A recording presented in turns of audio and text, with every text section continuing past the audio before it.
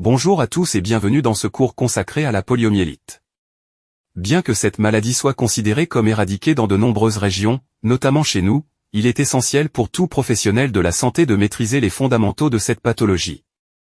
En effet, comprendre l'histoire de la poliomyélite, ses mécanismes de transmission et les stratégies de prévention nous permet d'acquérir une vision globale des enjeux de santé publique et d'être prêt à faire face à d'éventuelles résurgences. De plus, ces connaissances sont indispensables pour informer et sensibiliser la population, notamment les voyageurs se rendant dans des zones où le virus circule encore. Au cours de cette présentation, nous explorons ensemble les différents aspects de la poliomyélite, de ses origines à ses conséquences, en passant par les moyens de prévention et de lutte. Nous verrons également comment, en tant qu'hygiénistes, nous pouvons contribuer à maintenir un haut niveau de vigilance et à protéger la santé de tous. La poliomyélite, polio, également connue sous le nom de paralysie infantile, est une maladie infectieuse aiguë et contagieuse spécifiquement humaine. Causée par le poliovirus, elle a terrorisé des générations entières en raison des séquelles paralysantes, voire mortelles, qu'elle pouvait entraîner. Ce virus envahit le système nerveux, pouvant provoquer une paralysie totale en quelques heures. Les enfants de moins de 5 ans étaient particulièrement vulnérables. L'Algérie a mené une lutte acharnée contre la poliomyélite. Grâce à des campagnes de vaccination systématiques et à une mobilisation importante des autorités sanitaires, le pays a réussi à éradiquer la maladie sur son territoire. La mise en place de programmes de surveillance épidémiologique rigoureux a permis de détecter rapidement tout cas suspect et d'intervenir efficacement. Ces efforts ont conduit à une certification officielle de l'éradication de la poliomyélite en Algérie en novembre 2016, marquant ainsi une victoire majeure pour la santé publique nationale. Cependant, la vigilance reste de mise pour maintenir ce statut et prévenir toute réintroduction du virus. Le virus de la poliomyélite, un entérovirus, ce qui signifie qu'il se multiplie dans l'intestin grêle. Une fois ingéré, le virus pénètre dans les cellules de l'intestin et commence à se répliquer.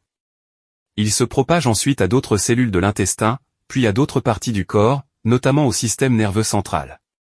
Ce virus est un agent infectieux relativement simple. Il se compose d'une capside protéique qui entoure un brin d'ARN, son matériel génétique. Cette structure lui permet de résister à des conditions environnementales variées, notamment dans les eaux usées, ce qui facilite sa propagation. La simplicité de sa structure génétique explique en partie sa grande capacité de mutation, bien que les conséquences de ces mutations sur sa virulence ne soient pas encore totalement élucidées. Un sérotype est une classification utilisée pour distinguer des variantes d'un même virus. Ces variantes ont des caractéristiques antigéniques légèrement différentes, c'est-à-dire que notre système immunitaire les reconnaît de manière spécifique. Dans le cas du poliovirus, il existe 3 sérotypes principaux, 1, 2 et 3. Chaque sérotype possède des caractéristiques antigéniques qui lui sont propres.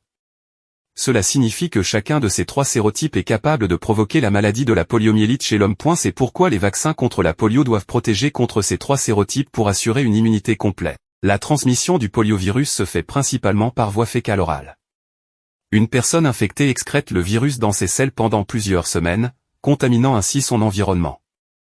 D'autres personnes peuvent alors contracter le virus via la contamination des mains ou en ingérant des aliments ou de l'eau contaminée. Plus rarement, la transmission peut se faire par contact direct avec les sécrétions nasopharyngées d'une personne infectée. La contagiosité est maximale pendant les premiers jours de la maladie, avant même l'apparition des symptômes. De nombreux facteurs peuvent favoriser la transmission du poliovirus. Les conditions d'hygiène jouent un rôle primordial. Un accès limité à l'eau potable, des systèmes d'assainissement déficients et des pratiques d'hygiène insuffisantes favorisent la propagation du virus dans les communautés. Les régions densément peuplées, les pays en développement et les zones où les vaccinations sont moins répandues sont particulièrement vulnérables. Les rassemblements de personnes, comme les pèlerinages ou les camps de réfugiés, peuvent également faciliter la transmission du virus.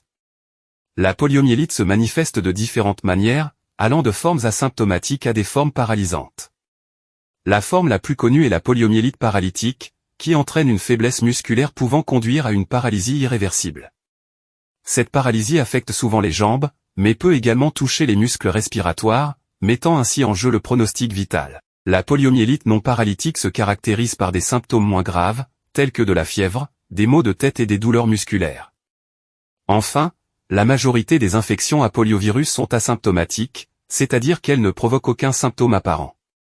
La poliomyélite, même après guérison, laisse souvent des séquelles importantes. Les personnes touchées peuvent souffrir de paralysies irréversibles, de douleurs chroniques et de déformations.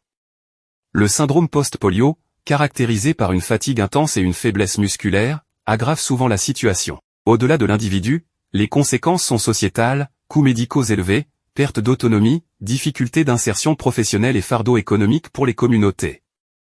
La surveillance épidémiologique, même après l'éradication apparente d'une maladie comme la poliomyélite, reste un élément crucial pour garantir la pérennité de ce succès. Ce processus implique une surveillance continue et systématique des populations pour détecter tout signe de réémergence du virus, qu'il s'agisse du poliovirus sauvage ou de souches dérivées de vaccins. L'objectif est de réagir rapidement en cas de nouveau foyer épidémique, afin de prévenir toute propagation et de maintenir l'éradication acquise.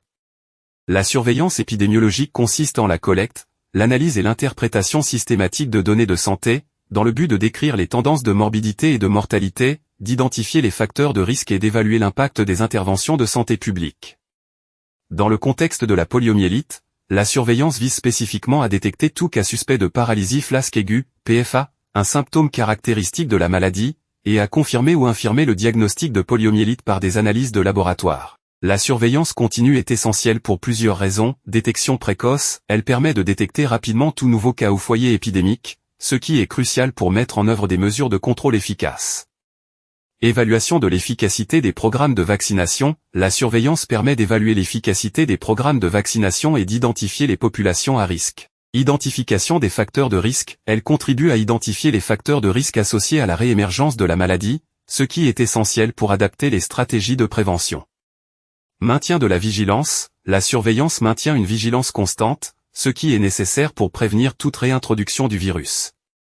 Les indicateurs clés à suivre dans le cadre de la surveillance de la poliomyélite incluent, incidence de la PFA, le nombre de cas de paralysie flasque aiguë rapportés, taux de couverture vaccinale, le pourcentage d'enfants ayant reçu les doses recommandées de vaccins antipoliomyélitiques. Circulation du virus, la présence de poliovirus dans les échantillons environnementaux, eaux usées, et les prélèvements humains. Sensibilité du système de surveillance, la capacité du système à détecter les cas de poliomyélite. Les hygiénistes jouent un rôle essentiel dans la surveillance épidémiologique de la poliomyélite. Leur principale tâche consiste à collecter les données. Ils collectent les données sur les cas suspects de PFA, les taux de couverture vaccinale et les résultats de laboratoire. Analyser les données, ils analysent les données pour identifier les tendances, les écarts et les anomalies. Interpréter les résultats, ils interprètent les résultats de l'analyse et émettent des recommandations pour l'amélioration de la surveillance et la prise de décision. Sensibiliser, ils sensibilisent les professionnels de santé et le public à l'importance de la surveillance et de la vaccination. Les poliovirus dérivés de souches vaccinales, PDSV, sont des virus qui ont évolué à partir des virus utilisés dans les vaccins contre la poliomyélite. Bien que les vaccins antipoliomyélitiques aient été extrêmement efficaces pour éradiquer la poliomyélite sauvage dans de nombreuses régions du monde, il existe un risque que les virus vaccinaux atténués réversionnent vers une forme plus virulente. Ces virus révertés, appelés PDSV, peuvent alors provoquer une paralysie chez les personnes non immunisées ou immunodéprimées. Les principaux risques associés aux PDSV sont, paralysie, les PDSV peuvent causer une paralysie, similaire à celle provoquée par la poliomyélite sauvage. Transmission, les PDSV peuvent se transmettre d'une personne à l'autre, notamment dans les communautés où la couverture vaccinale est faible. Réémergence de la poliomyélite, dans certaines conditions, les PDSV peuvent déclencher des épidémies de poliomyélite et pour les minimiser, plusieurs mesures peuvent être mises en œuvre. Haute couverture vaccinale. Maintenir une couverture vaccinale élevée au sein de la population est essentiel pour prévenir la circulation des PDSV et protéger les personnes non immunisées. Surveillance épidémiologique. Une surveillance épidémiologique rigoureuse permet de détecter rapidement tout cas de poliomyélite, qu'elle soit causée par un virus sauvage ou un PDSV. Utilisation de vaccins inactivés. Dans certaines situations, l'utilisation de vaccins antipoliomyélitiques inactivés, qui ne contiennent pas de virus vivant, peut être privilégiée. L'Algérie a réalisé un exploit en éradiquant la poliomyélite. Cependant, ce succès est fragile. La circulation du virus dans d'autres régions du monde et la possibilité de mutations virales rendent une réintroduction toujours possible. Maintenir une couverture vaccinale élevée est donc primordial pour préserver ce statut d'éradication. En effet, un taux de vaccination insuffisant peut créer des poches de population vulnérables, facilitant ainsi une éventuelle résurgence de la maladie. Ce tableau est un outil essentiel pour les professionnels de santé et les parents.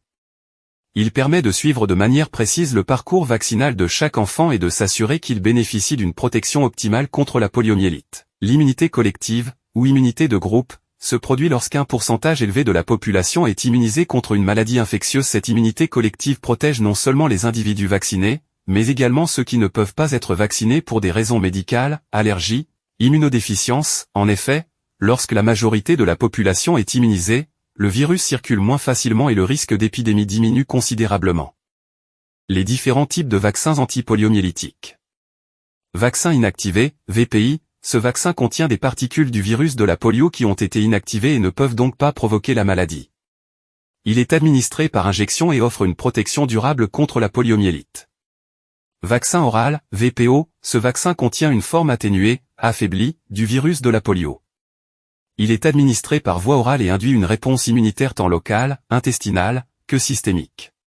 Vous, hygiénistes, êtes les sentinelles de notre santé publique. Votre mission est essentielle dans la lutte contre la poliomyélite et votre engagement quotidien mérite toute notre reconnaissance.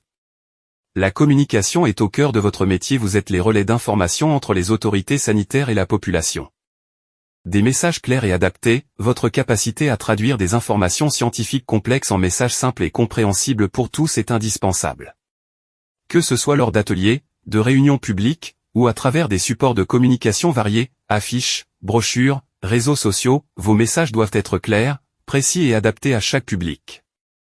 Écoute active, vous êtes aussi des oreilles attentives en écoutant les préoccupations et les questions de la population, vous pouvez ajuster vos messages et mieux répondre à leurs besoins. Bâtir la confiance est essentielle pour inciter les gens à adopter de nouvelles pratiques en étant à l'écoute, en étant transparent et en démontrant votre expertise. Vous gagnez la confiance de la population et favorisez une adhésion plus large à vos recommandations. La prévention de la poliomyélite est un combat de chaque instant. Votre rôle va bien au-delà de la simple sensibilisation. Promotion des bonnes pratiques d'hygiène, vous êtes les ambassadeurs des gestes simples qui sauvent des vies, lavage des mains, consommation d'eau potable, cuisson des aliments. En utilisant des outils pédagogiques adaptés, vous rendez ces pratiques attractives et faciles à mettre en œuvre au quotidien.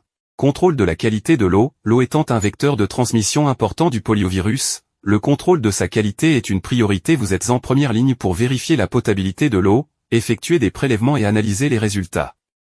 Vous travaillez en étroite collaboration avec les services de l'eau pour garantir un accès à une eau saine pour tous. Assainissement de l'environnement, un environnement sain est essentiel pour prévenir la propagation des maladies. Vous sensibilisez les populations aux bonnes pratiques d'assainissement, notamment en matière de gestion des déchets et d'épuration des eaux usées. La vaccination reste le moyen le plus efficace de prévenir la poliomyélite. Organisation des campagnes de vaccination, vous êtes les acteurs de terrain qui organisent et mettent en œuvre les campagnes de vaccination. Surveillance épidémiologique, vous suivez de près l'évolution de la situation épidémiologique et identifiez rapidement tout signe de résurgence de la maladie. En résumé, votre rôle d'hygiéniste est multiple et essentiel.